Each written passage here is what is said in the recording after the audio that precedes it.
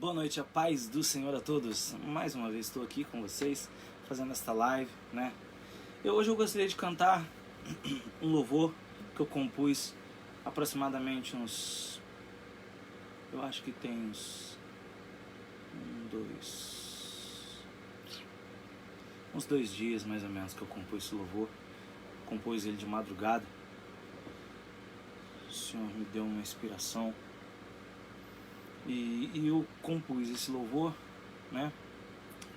E eu acho que esse louvor ele fala muito aos nossos corações, como uma reflexão, né? Como uma reflexão sobre tudo que Deus faz por nós e sobre a entrega do seu Filho, nosso Salvador, Jesus Cristo, para a nossa salvação, nos fazendo retornar de novo, né, ao nosso verdadeiro lar.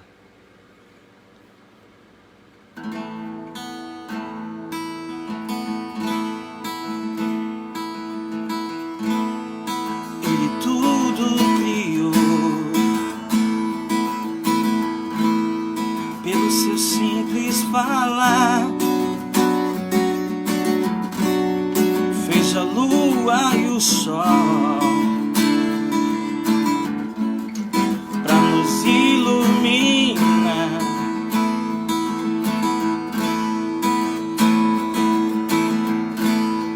Fez a fauna e a flora, no céu, na terra e no mar, com toda a sua perfeição. Não deixou nada faltar e viu que tudo estava bom. Homem e mulher ele criou e lhes deu um jardim e grandemente os amou. E o pecado aconteceu, no jardim já não poderia mais entrar. Mas como é maravilhoso nosso Deus, pelo sangue de Jesus se fez nos perdoar.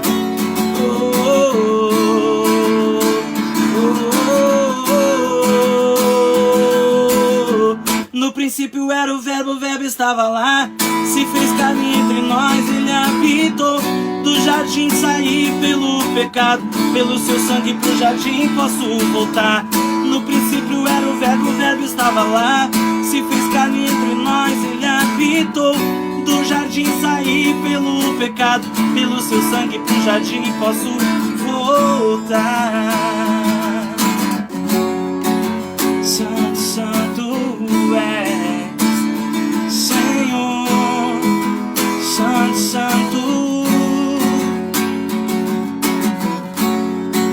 santo, santo.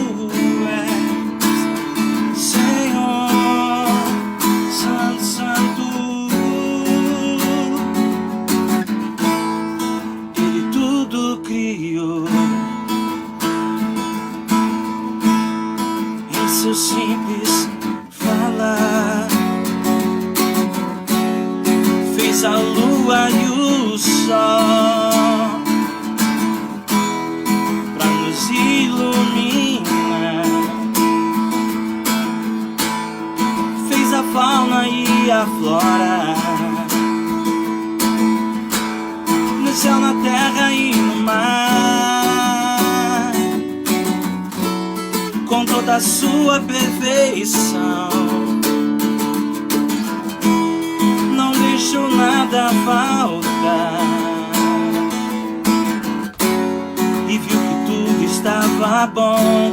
Homem e mulher ele o criou e lhes deu um jardim e grandemente os amou.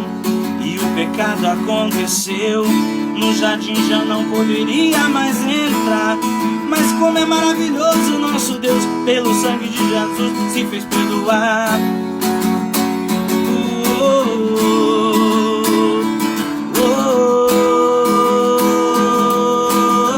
No princípio era o verbo estava lá, se fez carne entre nós, ele habitou. Do jardim saí pelo pecado, pelo seu sangue pro jardim posso voltar. No princípio era o verbo estava estava lá, se fez carne entre nós, ele habitou. Do jardim saí pelo pecado, pelo seu sangue pro jardim posso voltar. No princípio era o verbo estava lá, se fez carne entre nós, ele habitou. Do jardim saí pelo pecado, pelo seu sangue pro jardim posso voltar. No princípio era o verbo estava lá, se fez carne entre nós, ele habitou. Do jardim saí pelo pecado, pelo seu sangue pro jardim posso voltar. Santo, santo, santo, santo, santo, santo, santo, santo, santo, tu és, tu és.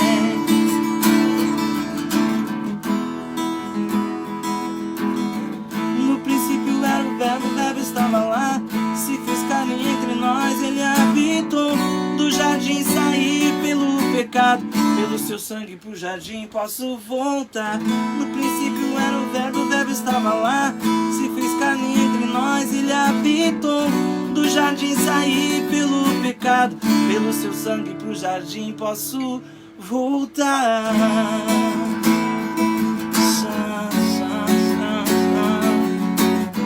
santo, santo, santo, santo, santo.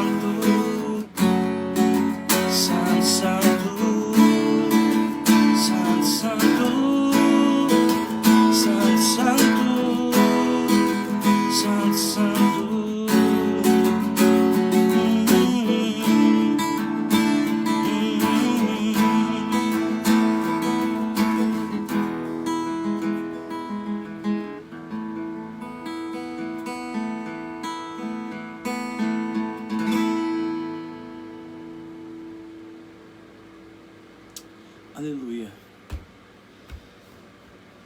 Que essa noite seja uma noite de grande reflexão a cada um de nós. Que nessa noite nós possamos pegar as nossas Bíblias, a Sagrada Escritura, o livro da Palavra de Deus, palavra cuja é o alimento, a palavra cuja fala sobre, desde o seu princípio até o seu fim, a salvação, a palavra cuja, desde o seu princípio até o seu fim, o anunciado da volta de Cristo. Ele era o Verbo estava lá, e o Verbo se fez carne, e entre nós ele habitou, e o Verbo era Deus.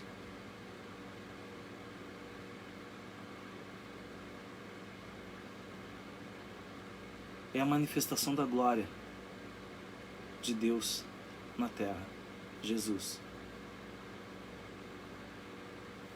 Se faz homem, se faz carne e habita entre nós. Ele mesmo disse, quando seus apóstolos perguntaram, ele disse: quem vê a mim, vê o Pai.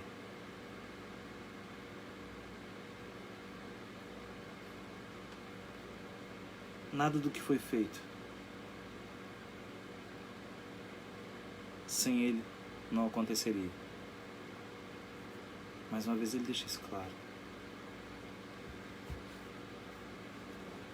Através do pouco que eu tenho estudado, que eu acho que eu tenho estudado muito pouco ainda, eu poderia estudar mais da Palavra de Deus. E eu tenho estudado tão pouco. E eu queria aprender mais. Mas eu preciso estudar mais. Nós precisamos aprender mais. Nós precisamos estudar mais. E desse pouco, eu vejo, no princípio, quando a humanidade já está tomada por uma tamanha maldade, Deus anuncia a um homem inspira um homem para que seja uma arca criada. Nessa arca é colocada a sua criação, homem e animais. E ali são colocados a sua criação. Olha o zelo de Deus para com sua criação. Algumas pessoas falam que Deus não se importa com certas coisas. Eu já vi muito esse comentário. Mas observe comigo. Se ele não se importasse nos mínimos detalhes, ele teria pedido para Noé construir uma arca para que ali os animais terrestres estivessem em segurança. Uma arca. Um povo, após 450 anos em escravidão, esse povo já havia se esquecido de quem era esse Deus maravilhoso. Enoque, Matusalém, Lameque, Noé. Deus ali, ele é repassado de geração em geração. As gerações ali, essas gerações conhecem a Deus. Essas gerações, elas amam a Deus. Sabem quem é esse Deus.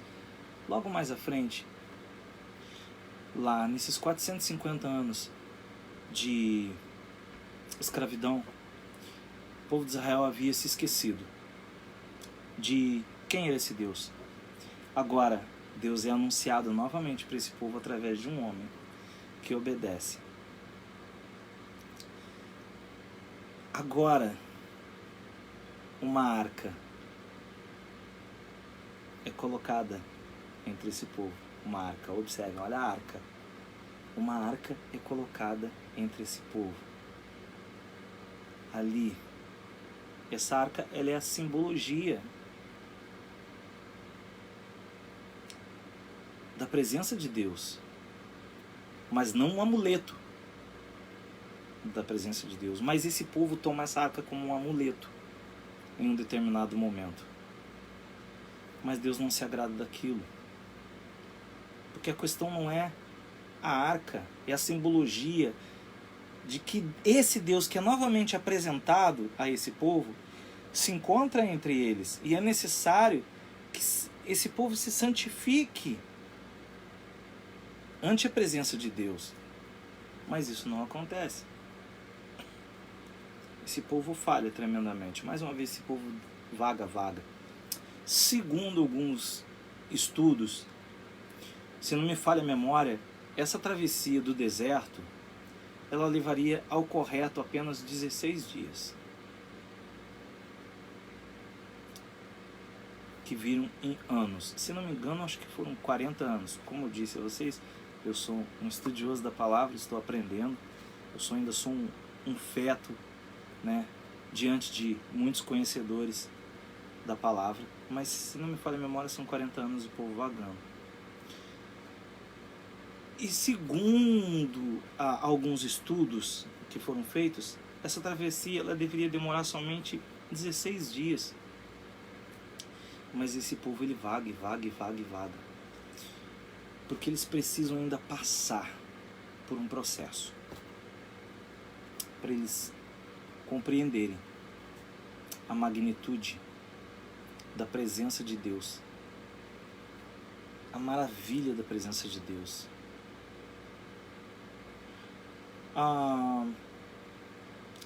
Por exemplo, Moisés ele não pôde entrar na Terra Prometida. Vou resumir aqui um pouquinho. Moisés não pôde entrar na Terra Prometida. Alguns disseram que foi porque ele bateu na rocha.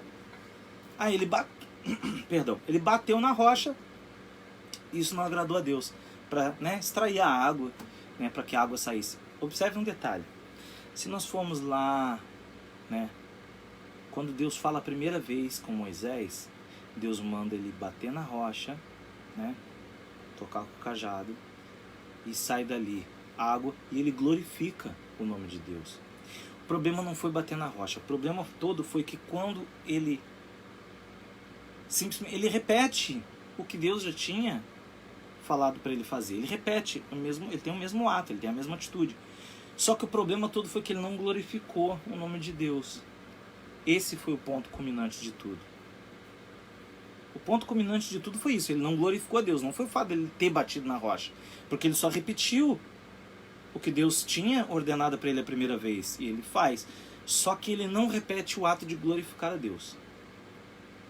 É onde ali... Isso é citado lá no livro de Salmos, tá? Essa repetição ali é citada no livro de Salmos, explicando por que que Noé não tinha... por que que Moisés não tinha entrado na Terra Prometida. Explica lá. Tem mais se não me engano, em Êxodo também, né? Fala de novo a mesma coisa ali no livro de Êxodo, né? Se repete de novo. E eu não lembro qual mais um outro livro que também ressalta de novo sobre essa sequência, né? Acho que Deuteronômio, se não me engano.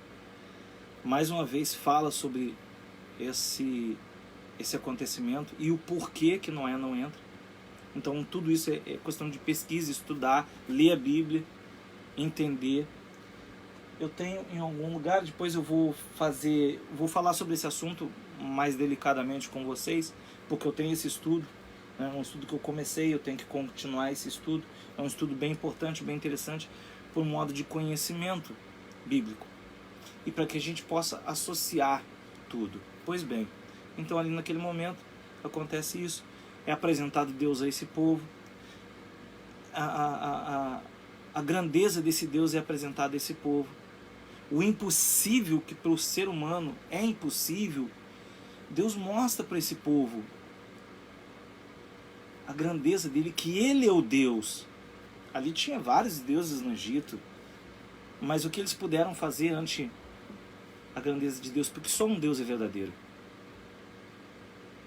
Vou deixar uma coisa bem clara para vocês aqui, que muitas pessoas de repente vão falar assim: oh, que isso?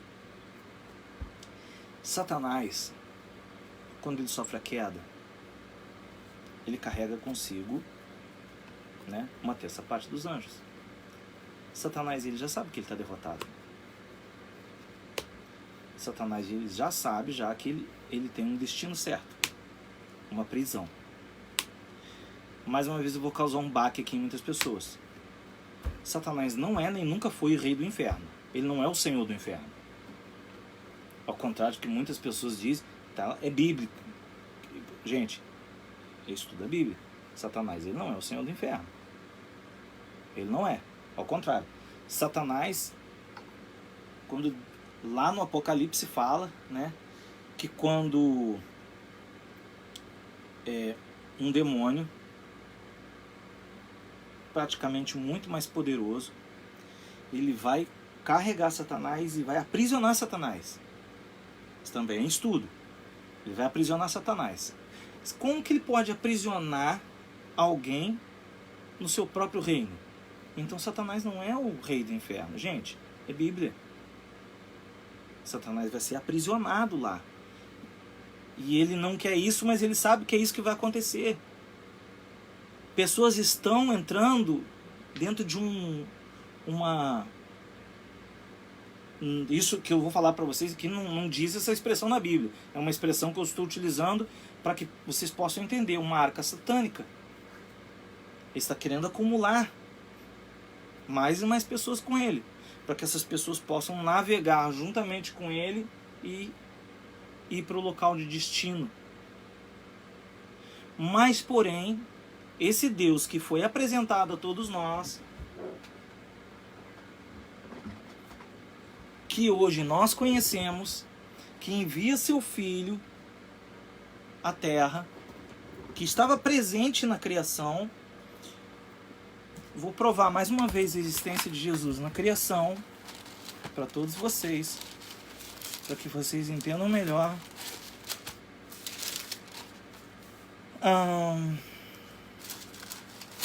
Olha só que tremendamente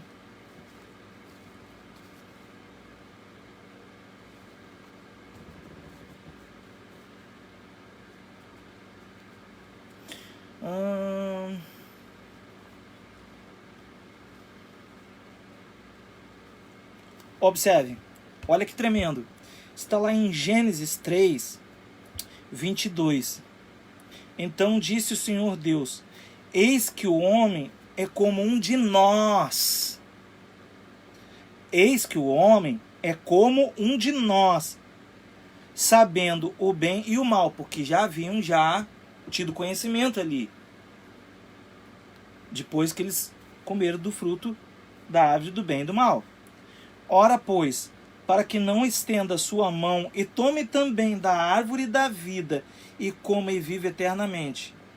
O Senhor Deus, pois, o lançou fora do jardim do Éden. Agora sim, agora é uma ordenança do Pai. Porque o Pai se faz... Deus faz a determinação. O Filho se faz obediente, ele vem à terra. Ele vem à terra. Ali é a glória de Deus manifestada em Jesus. Ele é obediente ao Pai, ele vem, ele se entrega em sacrifício. Porque o Cordeiro já está determinado desde lá do princípio dos tempos. Ok?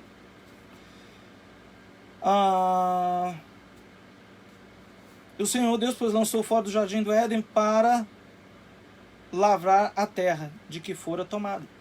E havendo lançado fora o homem, pôs querubins ao oriente do jardim do Éden e uma espada inflamada que andava ao redor para guardar o caminho da árvore da vida.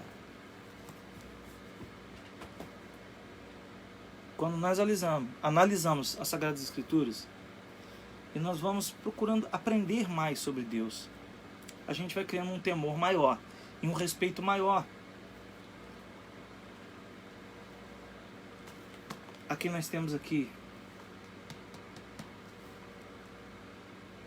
o caminho da vida eterna nas nossas mãos. Primeiro o homem come da árvore do conhecimento do bem e do mal. Ele é tomado ali de uma... Começa então a maldade preencher seu coração. Isso se faz refletir lá em Caim, quando Caim mata Abel.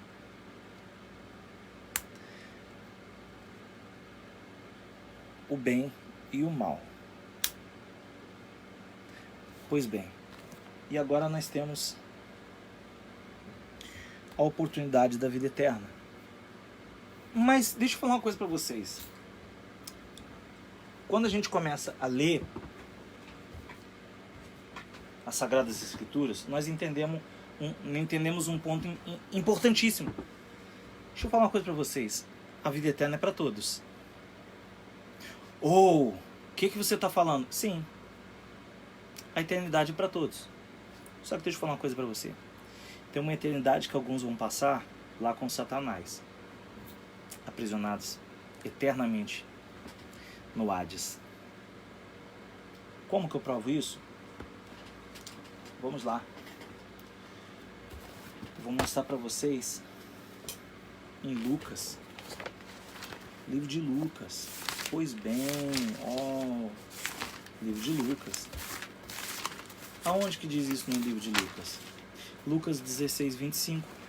Lázaro e o rico. Lá em Lucas 16, 25, o Lázaro e o rico, Jesus fala sobre... Na Bíblia são necessários alguns testemunhos para que algo seja, dado como, sim, isso aqui é algo a ser seguido. Mas quando se trata de Jesus, o que ele diz já é tudo. Não precisa de mais nada. Ele fala da existência do inferno e que lá é um local de sofrimento. O Hades. Lá é um local de sofrimento.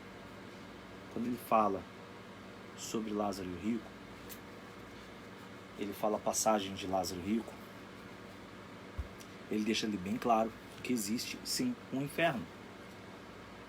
Lucas 16, 25, leia lá. Por nenhum momento é citado que Satanás está lá. Em nenhuma parte das Escrituras diz que Satanás vai ser aprisionado lá. Porque lá é um local de sofrimento e agonia eterna. E esse é o caminho dele. Tudo isso que acontece hoje, isso é uma manipulação. Quando nós... mas nem tudo é culpa de Satanás. Não. A culpa está aqui, dentro do homem. Porque ele se cega de uma tal forma que ele dá espaço para que Satanás possa agir na vida dele. É diferente. Isso também é descrito lá no livro de Jó. Satanás estava a passear, rodar a terra. Aí Deus chama ele: o que estás fazendo? O que estás a rodar a terra? Viste, meu filho Jó? Percebe que Satanás não tinha se atentado até então para Jó. Mas Deus fala para ele: olha, vistes meu filho Jó? Agora ele se atenta para Jó. Então ele não tem domínio sobre nada, gente. Está lá descrito claramente.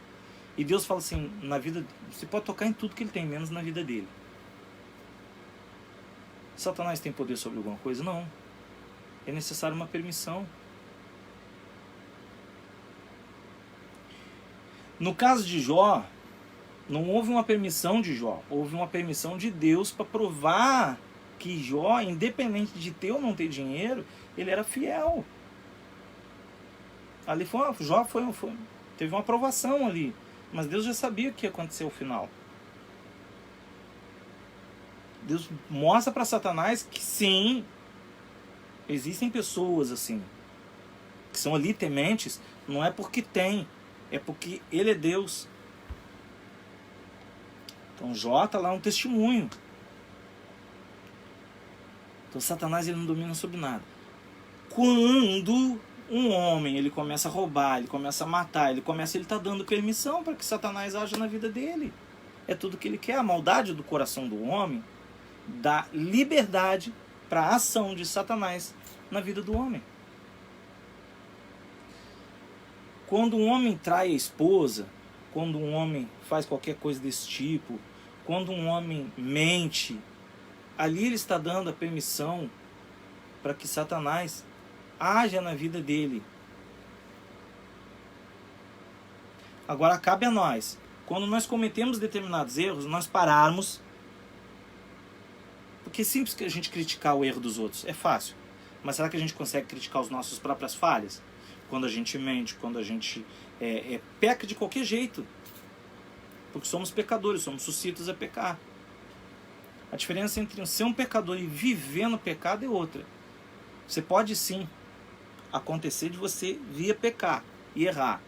Mas para isso lá, quando Jesus fala com Pedro a respeito disso. Até quantas ele poderia perdoar-se? Até 7 vezes? E Jesus fala para ele, não só 7, como 70 vezes 7.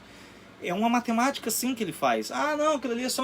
Não, é matemática. 700 vezes. 70 vezes 7 são 700 vezes.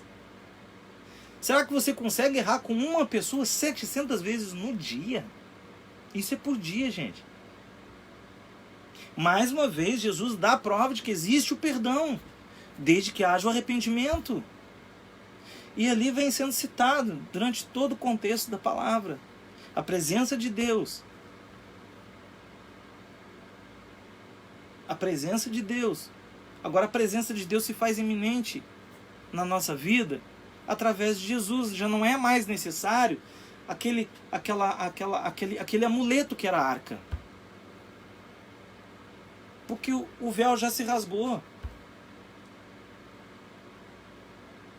Agora nós temos a presença de Jesus na nossa vida. Ele é o caminho. Ninguém vai ao Pai senão por mim. Ele deixa bem claro isso. Ninguém vai ao Pai senão por mim. Só Ele é o caminho até o Pai. Porque é Ele que dá o sangue.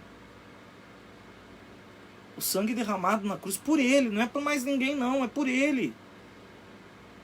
Perdão, sim, algumas pessoas que acreditam em Nossa Senhora Aparecida, Maria. Sim, Maria, mãe de Jesus, é uma mulher ali que ela é escolhida por Deus. Isso é um fato. Ela é escolhida por Deus porque gera uma determinação. Ela vem de uma linhagem real, ela vem da descendência de Davi. Ela é simplesmente mais uma parte desse processo que está acontecendo até a chegada de Jesus. Ela é o que Deus já tinha prometido lá em Davi que da descendência de Davi seria o Messias. Mas para que isso fique mais concreto ali ainda, porque para o povo judeu a mulher seria, no caso, tipo assim, não teria muita significância ali a questão da mulher. Temos José, que também é da linhagem de Davi, quando nós vemos a árvore genealógica dele. Ambos, os dois, são da descendência de Davi.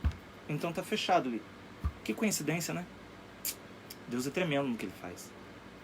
Mais uma vez se manifesta o poder de Deus. A totalidade, o querer de Deus, a vontade de Deus. Maria é descendente de Davi. José é descendente de Davi. Quem quiser pesquisar, tá aí na internet, pode pesquisar à vontade. Sinta-se à vontade para pesquisar. Se eu estiver cometendo uma gafe aqui, por favor, pode mandar uma mensagem no privado para mim e falar assim: Lucas, você está errado. Se me comprovar que eu estou errado, mas vai ter que também desmentir a Bíblia. Me comprovar que eu estou errado, desmentindo a Bíblia. Que tá, a árvore está lá. É só seguir o contexto bíblico. A descendência. Por isso, tem pessoas que não gostam de ficar, ah, fulano filho de fulano, que é filho de Beltrano, que é filho de Ciclano. Isso é chato, isso aí é... Mas, gente, é estudo, gente. Ali é história. A história da humanidade. É a tua história, a minha história. Até a chegada de Jesus. Ali é uma comprovação. Ali, Deus está comprovando através daquilo ali. É uma prova viva. Então agora não é mais necessária essa arca. Porque nós temos ali a presença, né?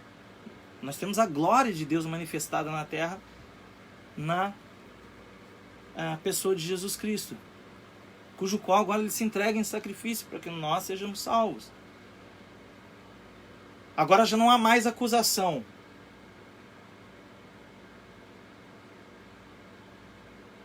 Satanás agora não pode lançar uma acusação. Porque nós temos o direito à salvação. Agora também. Continua o livre-arbítrio. Cabe a cada um querer ou não aceitar a salvação. Ah, como? O que você está falando? Como assim aceitar? Mas eu aceito. Você aceita Jesus como seu Salvador? Eu aceito. Pois bem.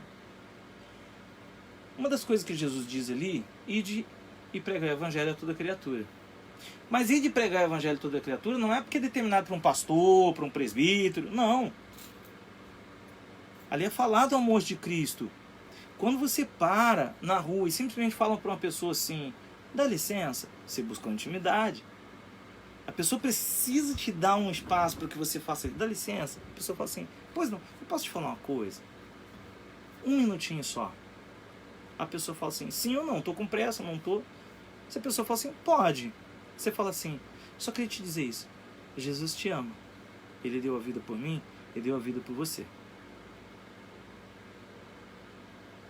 Aí a pessoa vai te olhar e vai ficar assim. Desculpe te incomodar, amado irmão. Era só isso que eu queria te dizer. Jesus te ama. Ele deu a vida por mim, ele deu a vida por você.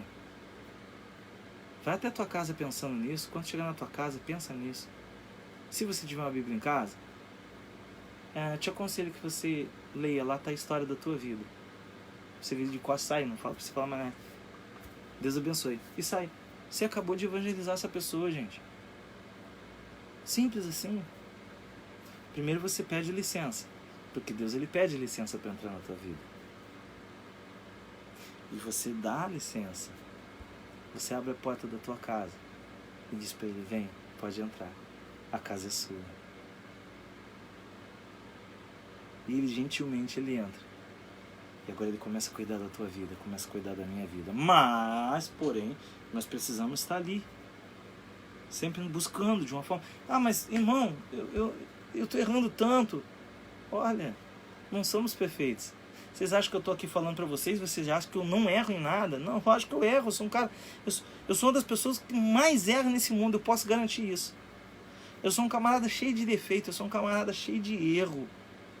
Eu não sou demagogo. Eu sou um cara cheio de defeito. Eu sou um cara cheio de falha. Minha esposa que sabe disso. Mulher abençoada. Eu sou um cara cheio de erro, cheio de falhas.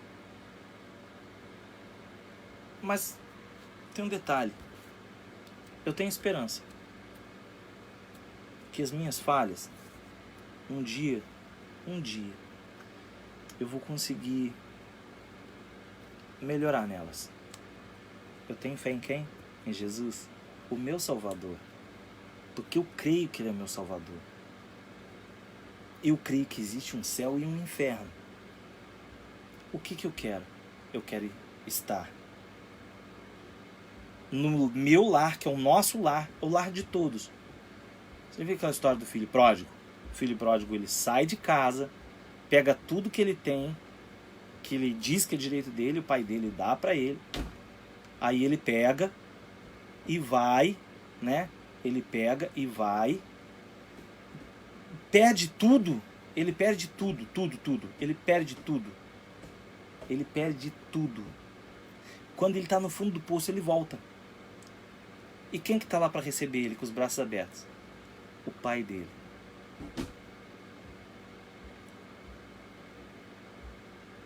Deus está de braços abertos te esperando. Volta para casa. Não sai de casa, não. E se tu sair, volta. Porque Ele está de braços abertos te esperando para você voltar para o teu verdadeiro lar. Amados, muitos podem me chamar de louco, mas eu acredito.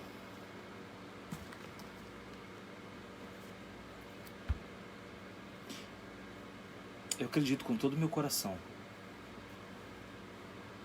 nesse livro, Sagradas Escrituras. Acredito piamente em cada palavra ali contida. Volta para casa.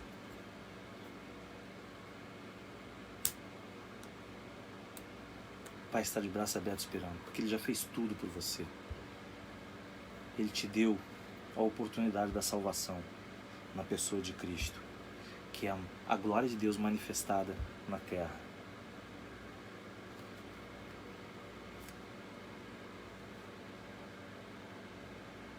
Não deixe Satanás minar a sua mente achando que está tudo perdido, porque não está. Está para ele, porque é isso que ele quer. Ele quer minar a sua mente, fazer com que você ache que está tudo perdido, porque você errou. Mas ele errou de tal forma que ele não tem perdão, porque ele quis ser igual ao Pai.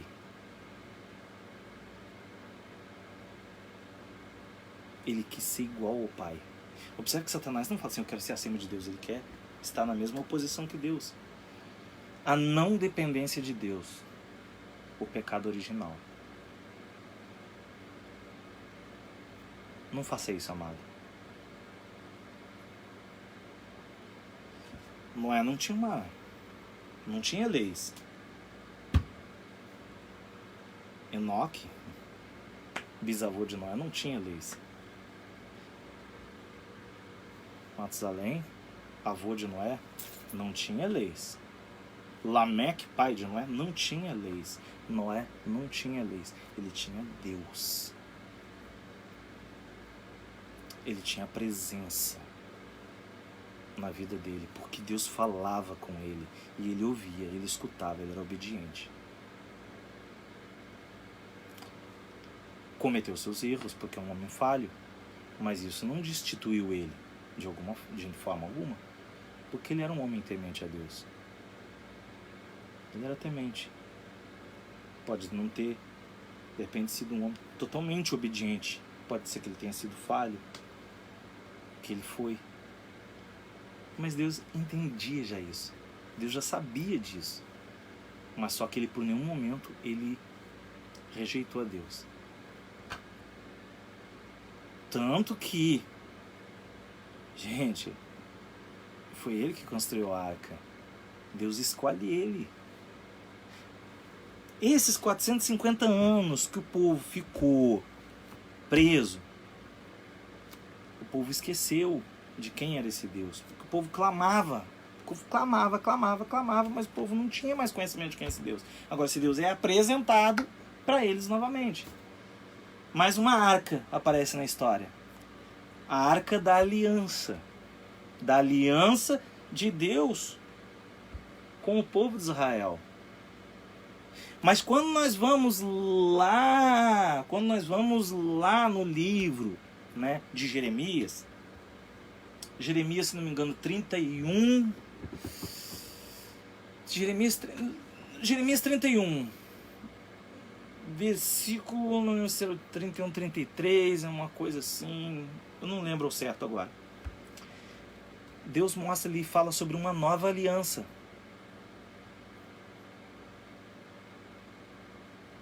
Quando você, lá no Novo Testamento, ele cita sobre Jeremias.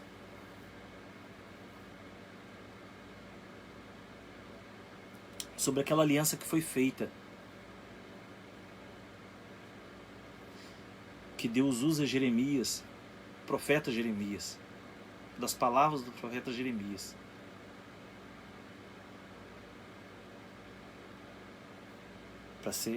Deus usa a boca do profeta Jeremias para falar sobre essa nova aliança. Agora nós temos lá Cristo, Jesus, se cumprindo a profecia das palavras de Jeremias. Jesus, nosso Salvador. Então Deus vem mostrando no decorrer da história de que Ele é sim conosco. Porque Satanás já está derrotado. Só que assim como Ele carregou 1/3 da parte dos anjos com Ele, Ele quer carregar também uma parte da humanidade com Ele. Todos aqueles que Ele puderem. Todos aqueles que Ele puder. Para ser aprisionado junto com Ele lá. Porque Ele não é rei de nada. Ele vai ser um prisioneiro. Ele vai ser o mais sofredor dos prisioneiros. A derrota dele é iminente. Agora, a minha derrota e a sua, não. Nós temos um Jesus que deu a vida por nós, para a nossa salvação. Agora, cabe a você, cabe a mim, entendermos esse processo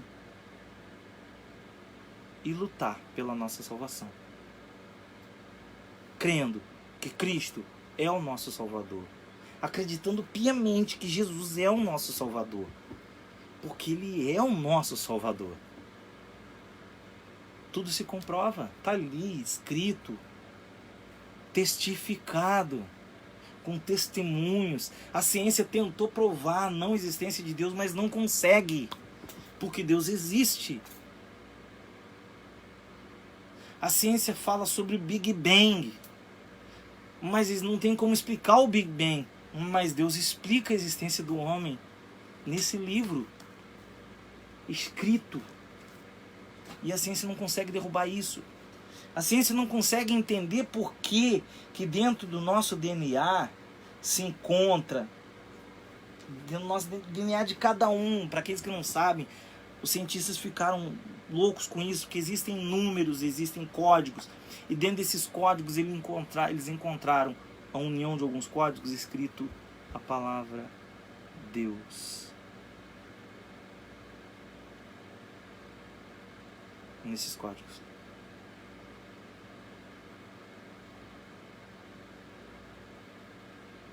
Olha, mais uma vez o Criador, Ele está na criação. Deus está em mim, Deus está em você. Foi comprovado pela ciência. Nós temos um Criador. Foi comprovado pela ciência, só que a ciência não aceita. É diferente. Mais uma vez, Deus prova. A Arca de Noé, foi provado que existiu a Arca de Noé. Foi comprovado. Vamos lá, escavações. E agora? Tudo. Jerusalém, a única cidade no mundo que foi destruída e reconstruída 23 vezes. Foi destruída e reconstruída 23 vezes. Deus, a determinação dele é única.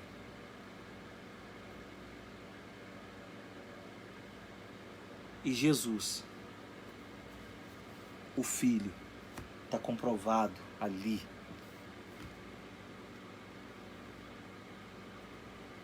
Ele é o nosso Salvador.